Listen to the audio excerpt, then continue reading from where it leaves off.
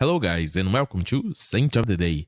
Today, the church commemorates Saint Anthony, father of Christian monasticism. Saint Anthony was born in Egypt in 251. At just 20 years old, Saint Anthony had lost his parents. He was left an orphan with many material possessions, but the greatest gift his parents left him was a Christian education. Upon entering a church, he heard the proclamation of the word. He put himself in the place of that rich young man whom Christ called to leave everything and follow him in radicality. Anthony sold part of his possessions, guaranteeing the education of his sister, who entered religious life. Finally, Saint Anthony sought the Lord's will step by step. Anthony came across another word from God in his life. Therefore, do not worry about tomorrow, for tomorrow will worry about itself. Each day has enough trouble as its own. The Holy Spirit enlightened him, and he abandoned everything to live as a hermit, begging an old hermit to introduce him to spiritual life. In order to serve God more perfectly, Anthony went into the desert and shut himself up in a ruin, building a door there so that no one could enter.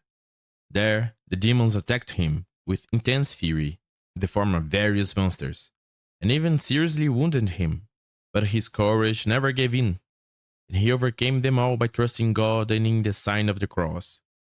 One day, when Anthony was in his retreat, several demons scourged him so terribly that he was left half dead. A friend found him in this state, and thinking he had died, took him home. However, when Anthony regained consciousness, he persuaded his friend to take him back to his wilderness, despite his injuries. There, prostrated by weakness, he challenged the demon, saying, "I do not fear you.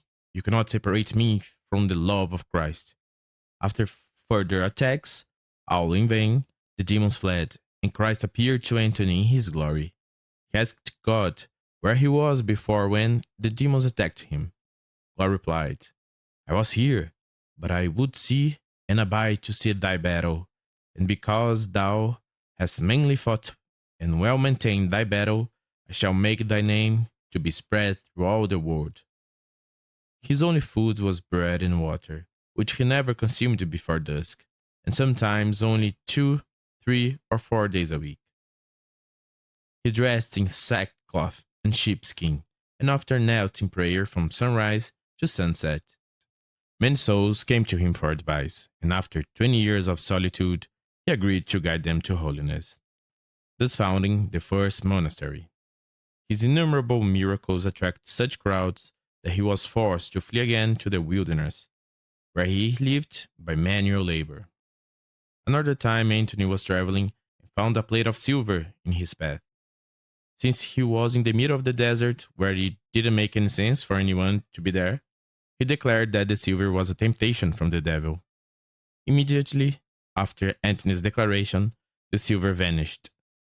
Soon after walking some more in the desert, he found a pile of gold coins that was also a temptation. Anthony cast the gold into a fire, and the gold coins immediately disappeared, just like the silver one. After these two events, he had a vision where the whole world was covered with snares and traps. Anthony prayed, saying, "O good Lord, who may escape from these snares?" He was responded by a voice that said, "Humility shall escape them without more."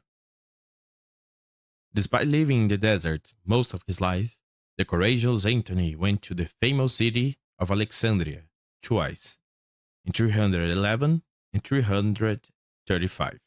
The first time to encourage and comfort the Christians persecuted by Diocletian, and the second time to defend his disciple Athanasius, who was the bishop and was being persecuted and slandered by the Arians, and to exhort the Christians to remain faithful to the doctrine of the Council of Nicaea of 325. He also prophesied his death after a vision of God with his saints, which occurred at the age of 105. On January 17th of 356, in the city of Kotsun, Egypt, he perished. Saint Athanasius, who was also his biographer, says that the mere knowledge of how Saint Anthony lived already serves as a beautiful guide to virtue.